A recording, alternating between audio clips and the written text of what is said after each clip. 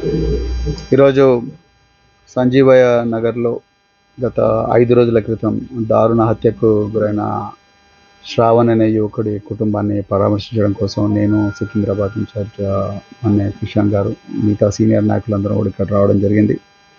చాలా బాధగా ఉంది. మరి హైదరాబాద్ నగరం నడిబొడ్డున ఇంత ఘోరమైన దుర్మార్గం జరగడం, అది రాత్రి 11:30 ఇక్కడ బస్తీ ప్రజలందరూ చూస్తుండగానే ఈ మర్డర్ జరగడం అనేది అడుగంటిపోతున్న శాంతి భద్రతలకు మరి అద్దంగా కనిపిస్తూ ఉన్నది. నిజానికి ఈ మర్డర్ జరిగిన తీరు అనేది నిజంగా భయానకంగా ఉంది. ఈ మర్డర్ చేసిన వ్యక్తులు కొత్తోళ్ళు కాదు, అదేవిధంగా ఎక్కడి నుంచో దూర ప్రాంతాల నుంచి వచ్చిన వ్యక్తులు కాదు. వీళ్ళు మృతుడు ఎవరైతే ఉన్నారో మృతుడు ఇంటి ఎదురుగానే ఉండే వ్యక్తి, అదేవిధంగా నేర చరిత్ర ఉన్న వ్యక్తి. అందుకొరకు నేను ఈ మాట చెప్తున్నాను. అదేవిధంగా ఆ మృతుడి ఎవరైతే దోస్తులు ఉన్నారో వాళ్ళు కూడా నేర చరిత్ర ఉన్న వ్యక్తులే. ఒకతను దాదాపుగా 3-4 కేసుల్లో జైలుకు పోయించిన వ్యక్తి. ప్రధాన నిందితుడు ఎవరైతే ఉన్నారో నిఖిల్ అనే వ్యక్తి, అతను కూడా అటెంప్ట్ మర్డర్ కేసులో జైలుకు పోయించిన వ్యక్తి. దాని తర్వాత ఒక నేరం జరగకముందు, అంటే ఈ మర్డర్ జరగకముందు 15 రోజుల క్రితం ఈ వ్యక్తి దగ్గర గంజాయి దొరికినట్టుగా ఎక్సైజ్ పోలీసు వాళ్ళు వచ్చి రైడ్ చేసి ఇతని దగ్గర గంజాయి కూడా సీజ్ చేసి మళ్ళీ వదిలేసిండ్రు. మరి ఎందుకు వదిలేసిండ్రు అనేది ఎక్సైజ్ పోలీసులు చెప్పాలి. అన్నిటికన్నా విచిత్రమైన విషయం ఏంటంటే, ఎక్సైజ్ పోలీసు వాళ్ళు ఈ ఏరియాకు వచ్చినట్టు, ఈ ఏరియాకు వచ్చి గంజాయి సీజ్ చేసినట్టు, లేకపోతే గంజాయి తాగే వాళ్ళను పట్టుకొని వాళ్ళకు కౌన్సిలింగ్ ఇచ్చిన విషయము స్థానిక మారేడుపల్లి పోలీసులకు తెలియదు. చూడండి విచిత్రం. అంటే రాష్ట్రంలో ఉండే 2 ఎన్ఫోర్స్మెంట్ డిపార్ట్మెంట్స్ ఏవైతే ఉన్నాయో, ఎక్సైజ్ పోలీసు మరియు law and order police, civil police, ఈ రెండింటి మధ్యలో కూడా స్పష్టంగా కోఆర్డినేషన్ లేదు. ఎక్సైజ్ పోలీసు వాళ్ళు వచ్చి ఈ పిల్లగాన్ని ఇతని నిందితుడిని తీసుకొని పోయి ఎగ్జామిన్ చేస్తారు. ఎగ్జామిన్ చేసిన తర్వాత వదిలేస్తారు. వాళ్ళు ఎందుకు వదిలేసిండ్రు అనేది ఎక్సైజ్ పోలీసు వాళ్ళు చెప్పాలి.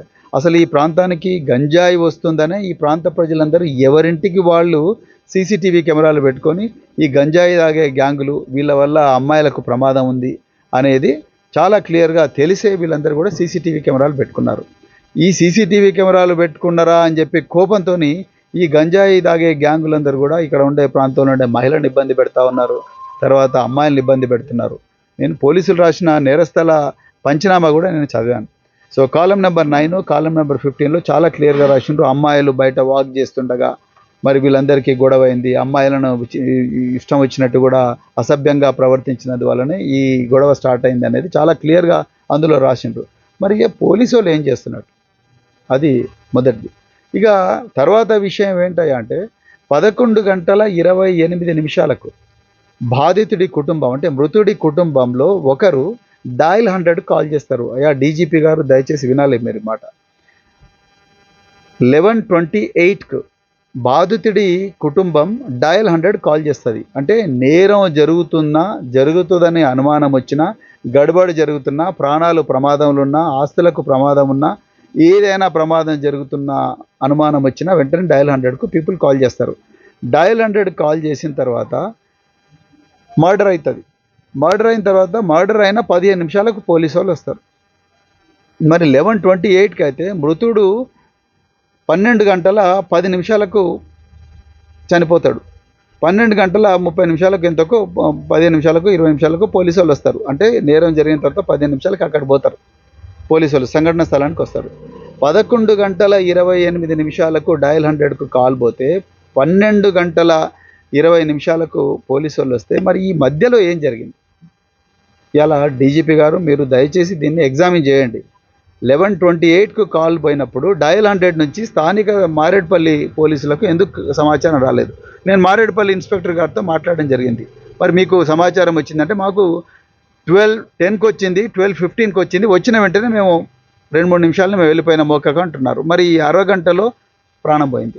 అరగంటలో డయల్ 100 ఎందుకు మారేడుపల్లి పోలీసులకు ఇన్ఫామ్ చేయలేదు? లేకపోతే మారేడుపల్లి పోలీసులకు ఇన్ఫామ్ చేసి ఉంటే మారేడుపల్లి పోలీసులు చెప్తున్నది నిజమే అయితే మరి ఎందుకు లేట్గా వచ్చారు? ఈ విషయాల మీద పూర్తి స్థాయి విచారణ జరగాలి. ఇంకా మూడవ విషయము, ఇంత పట్టపగలే విచ్చలవిడిగా మీరేమో ఈగిల్ ఫోర్స్ అంటున్నారు. రేవంత్ రెడ్డి గారు పొద్దున్న లేచినప్పటి నుంచి డ్రగ్స్ మినేసు ఆ మినేసు మేము అది చేస్తాం, డ్రగ్స్ రహిత తెలంగాణగా చేస్తాము, అది ఇదని డాంబికాలు చేస్తూ ఉన్నారు. మరోవైపు మన రాష్ట్ర పోలీసులు చేయలేని పనిని మహారాష్ట్ర పోలీసులు వచ్చి ఇక్కడ మరి పెద్ద ఎత్తున ఆపరేషన్లు నెలల తరబడి ఇక్కడ మాటు వేసి నేరస్తులను పట్టుకొని పోతా ఉన్నారు. మరి మన రాష్ట్ర పోలీసులు ఏం చేస్తున్నట్టు? ఎందుకు ఇంత ఎక్సైజ్ పోలీసులు ఏం చేస్తున్నట్టు? లా అండ్ ఆర్డర్ పోలీసుల పెట్రోలింగ్ ఎక్కడ ఉన్నది? రాత్రి 12 గంటలకు మహిళలు కూడా ఈ బస్తీలలో నడవలేని పరిస్థితి. గంజాయి ఓపెన్గా తాగుతున్నారని చెప్పి బస్తీవాసులే సీసీటీవీ కెమెరాలు పెట్టుకున్న పరిస్థితి. మరి పెట్రోలింగ్ వాహనాలు ఎక్కడ పోయినాయి? బ్లూ కోల్డ్స్ ఎక్కడ పోయినాయి? లేకపోతే మీ మైత్రి పోలీసులు ఎక్కడ పోయినరు? పోలీస్ ఫ్రెండ్స్ ఎక్కడ పోయినరు? నిందితులు కొత్తలు కాదు, నేను మళ్ళీ చెప్తున్నా, అందరూ కూడా నేర చరిత్ర ఉన్న వాళ్ళే. 20, 22, 23 సంవత్సరాల వయసున్న వ్యక్తులే. అందరు కూడా జైలుకు పోయి వచ్చిన. మరి వీళ్ళందరి మీద పీడీ యాక్ట్ ఎందుకు పెట్టడం లేదు? వీళ్ళందరూ జైల్లోనే ఉండాలి కదా. వీళ్ళు మొత్తం కూడా 4-5 ఇళ్లలో అడ్డాలుగా పెట్టుకున్నారు. అడ్డాలు పెట్టుకొని మొత్తం కూడా ఈ ప్రాంతాన్ని అంతా కూడా అంగడి చేస్తున్నారు, భయభ్రాంతులను చేస్తున్నారు. అందులో ఒక పిల్లగాడి ప్రాణం పోయింది. పోయిన ప్రాణం తీసుకురాలేరు. రేవంత్ రెడ్డి గారికి ఈ విషయాల మీద ఏమాత్రం శ్రద్ధ లేదు. ఉన్న పోలీస్ ఫోర్స్ అంతా కూడా బీఆర్ఎస్ నాయకుల మీద విపరీతంగా కేసులు పెట్టడానికే వాడుతూ ఉన్నారు. ఇక్కడే ఉన్న సికింద్రాబాద్ ఇన్ఛార్జ్ డాక్టర్ మన్నె క్రిషాంక్ గారికి దాదాపు 35 కేసులు పెట్టిండ్రు. ఆయన మొన్న 12-15 రోజులు జైల్లో పెట్టిండ్రు. అంటే పోలీసు ఫోర్స్నంతా కూడా ప్రతిపక్ష పార్టీల మీద పెట్టి వాళ్ళను జైల్లో పెట్టడానికి కోసం వాడి బస్తీలలో నేరాలు జరుగుతుంటే కళ్ళు మూసుకొని కూర్చుంటున్నారు పోలీసులు అనేది చాలా క్లియర్గా అర్థమవుతున్నది. అంటే ముఖ్యమంత్రి, హోంమంత్రి ఒక్కరే కావడం, ఆ ముఖ్యమంత్రికి బీఆర్ఎస్ మీద విపరీతంగా కక్ష ఉండడం, ప్రతిపక్షాల మీద కక్ష ఉండడం, దానివల్ల అసలు లా అండ్ ఆర్డర్ అనేది గాలికి వదిలేసిన. లా లేదు, ఆర్డర్ లేదు, శాంతి లేదు, భద్రత లేదు. ప్రజలు వాళ్ళ ప్రాణాలు వాళ్ళే కాపాడుకుంటున్న పరిస్థితి ఈరోజు తెలంగాణలో ఉన్నది. మేము చివరిగా ఒక్కటే డిమాండ్ చేస్తున్నాం, ఈ నిందితులు ఎవరైతే ఉన్నారో ఆ నిందితులను మళ్ళీ జైలు నుంచి బయటికి రానియద్దు. అత్యంత ఫాస్ట్గా వాళ్ళ కేసులో ఛార్జ్షీట్ ఫైల్ చేసి వాళ్ళకు బెయిల్ రాకుండా చేసి వీళ్ళకు ఫాస్ట్ ట్రాక్ కోర్టు పెట్టి వాళ్ళు మళ్ళీ యావజ్జీవ కారాగార శిక్ష అవసరం కూడా ఉరిశిక్ష పెట్టేట్టుగా చూడాలని చెప్పేసి నేను ప్రభుత్వాన్ని డిమాండ్ చేస్తూ ఉన్నా. అదేవిధంగా ఈ గంజాయి ఒక డిపార్ట్మెంట్ చేస్తుంది, లా అండ్ ఆర్డర్ పోలీసులకు ఈ విషయం తెలియదు, లా అండ్ ఆర్డర్ పోలీసు చేసిన పని అవతలకు తెలియదు. ఈ సమాచార లోపము, పర్యవేక్షణ లోపము, అదేవిధంగా సమన్వయ లోపము ఏదైతే మిగతా డిపార్ట్మెంట్, దానివల్ల ప్రజల ప్రాణాలు పోతున్నాయి. ముఖ్యమంత్రి గారు దయచేసి మీరు దీని మీద ఫోకస్ చేయండి. ఈ సమన్వయ లోపం ఏదైతే ఉందో సమన్వయ లోపాన్ని సరిదిద్దాల్సిన అవసరం ఉన్నది. డీజీపీ గారు, ఎక్సైజ్ కమిషనర్ గారు, మీరందరూ కూడా దీన్ని సీరియస్గా తీసుకోవాల్సిన అవసరం ఉన్నది. ఇక మూడో విషయం, మరి డయల్ 100 కాల్ చేసిండ్రు. డయల్ 100 కాల్ చేస్తే 11:30కి కాల్ చేస్తే మరి 12:10కి 12:20కి వచ్చే రెస్పాన్స్ టైము 5 నిమిషాలు 10 నిమిషాలు ఉండాల్సిన రెస్పాన్స్ టైము మరి అర్ధగంట 40 నిమిషాలు ఉందంటే దీంట్లో ఎక్కడ లోపం ఉంది? దీని మీద పూర్తి స్థాయి విచారణ జరగాలి. బాధ్యులైన వాళ్ళందరి మీద కూడా తప్పకుండా మరి శాఖపరమైన చర్యలు తీసుకోవాలని కూడా ఈ సందర్భంగా మరి డిమాండ్ చేస్తూ, బీఆర్ఎస్ పార్టీ ఎప్పుడు కూడా శాంతి భద్రత గురించే పోరాడిన పార్టీ. కేసీఆర్ గారు ముఖ్యమంత్రిగా ఉన్నప్పుడు దాదాపు 700 కోట్ల రూపాయలు 6 నెలల్లోనే ఖర్చు పెట్టి అద్భుతంగా డిపార్ట్మెంట్ గొప్పగా తయారు చేసిన పార్టీ. దాదాపు 40,000 మంది పోలీసులను రిక్రూట్ చేసిన పార్టీ బీఆర్ఎస్ పార్టీ. కేసీఆర్ గారు దాదాపుగా 2,000 నుంచి 3,000 పెట్రోల్ వాహనాలు ఈ రాష్ట్రానికి ఇచ్చిన పరిస్థితి. ప్రపంచంలో దేశంలో ఎక్కడ లేని విధంగా కమాండ్ అండ్ కంట్రోల్ సెంటర్ ఏర్పాటు చేసింది.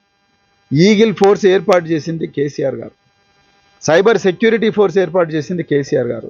10 లక్షల నుంచి 12 లక్షల సీసీటీవీ కెమెరాలు పెట్టించింది కేసీఆర్ గారు. షీ టీంలను పెట్టించింది కేసీఆర్ గారు. భరోసా సెంటర్లు, సఖీ సెంటర్లు ఇవన్నీ పెట్టించింది కేసీఆర్ గారు. మరి అలాంటి పరిస్థితి ఈరోజు లేదు. మరి పోలీసులు వాళ్ళే అదే ఫెసిలిటీస్, మరి ఎందుకు పోలీసులు పనిచేస్తలేరంటే వాళ్ళ బాస్ అయిన ముఖ్యమంత్రి, హోంమంత్రి అస్సలే మరి వాళ్ళని పని చేయనివ్వడం లేదు. అందుకొరకే పర్యవేక్షణ లోపం పూర్తిగా ఉన్నది. అందుకొరకే ఎక్కడ పడితే అక్కడ మర్డర్లు అవుతున్నాయి, పట్టపగలే మర్డర్లు. మొన్ననే మాసప్ ట్యాంక్ పోలీస్ స్టేషన్ లిమిట్స్లో పొద్దున 6:30కు పేరు మోసిన ఒక అడ్వకేటు స్విమ్మింగ్ పూల్కు పోతుంటే 4-5 రోజుల నుంచి రెక్కీ చేసి మరి వెనుక నుంచి వచ్చి గుద్ది మర్డర్ చేసిండు. ఓపెన్గా పోలీస్ స్టేషన్కి కూతవేటు దూరంలోనే, డీజీపీ ఆఫీస్కు కేవలం 1 కిలోమీటర్ దూరంలోనే ఈ మర్డర్ జరిగింది. కరీంనగర్లో పట్టపగలే మాస్కులు లేకుండా తుపాకులు పట్టుకొని వచ్చి పిఎంజే జ్యువెలర్స్లో మొత్తం కూడా దోచుకొని పోయినరు, ఫైరింగ్ చేసి పోయినరు. దాని మీద కూడా ఏమీ చర్యలు లేవు ఇంతవరకు. నిందితులు దొరకలేదు. ఏదో నమ్మకే వస్తావు 2-3 పట్టుకొచ్చిండ్రు. ఒక్క తులం బంగారం దొరకలేదు ఇంతవరకు. అంటే ఎక్కడుంది మరి శాంతి భద్రతలు? ఇక మైనర్ బాలిక మీద అత్యాచారం చేసినోడిని 9 రోజులు పట్టుకొని పరిస్థితి. ముఖ్యమంత్రి, కేంద్ర హోంశాఖ సహాయ మంత్రి ఇద్దరు కలిసి దాచిపెట్టిండ్రు. ముఖ్యమంత్రి బహిరంగంగా వచ్చి ఆయన అడుక్కుంటున్నాడు మీ కొడుకును సరెండర్ చేయని. అసలు పోలీసింగ్ ఉందా ఇక్కడ? ఆయనేమో నేను నా కొడుకును సరెండర్ చేసిన ఆయన అంటాడు, ముఖ్యమంత్రి ఏమో అరెస్ట్ చేసిన అంటాడు. ఇది డ్రామానా? అంటే ప్రజల ప్రాణాలతో ఆడుకుంటున్నారా మీరు? శాంతి భద్రతతో ఆడుకుంటున్నారా? మేము పన్నులు ఎందుకు కడుతున్నాం? మేము ట్యాక్సులు ఎందుకు కడుతున్నాం ఈ రాష్ట్రంలో? మాకు భద్రత కావాలని కదా, మా ధనానికి, మానానికి, ప్రాణానికి భద్రత కావాలని కదా మేము కడుతున్నది ట్యాక్సులు.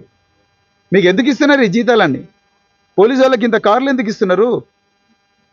దీని మీద పూర్తిగా విచారణ జరగాలి. అదేవిధంగా నిందితులకు తప్పనిసరిగా యావజ్జీవ కారాగార శిక్ష లేదా ఉరిశిక్ష పడాలి. వాళ్ళు జైలుకు రాకుండా చూడాల్సిన బాధ్యత మరి కమిషనర్ ఆఫ్ పోలీస్, అదేవిధంగా స్థానిక పోలీసులందరి మీద ఉందని చెప్తూ మరొకసారి మీ అందరికి కూడా హృదయపూర్వక ధన్యవాదాలు. జై తెలంగాణ, జై కేసీఆర్.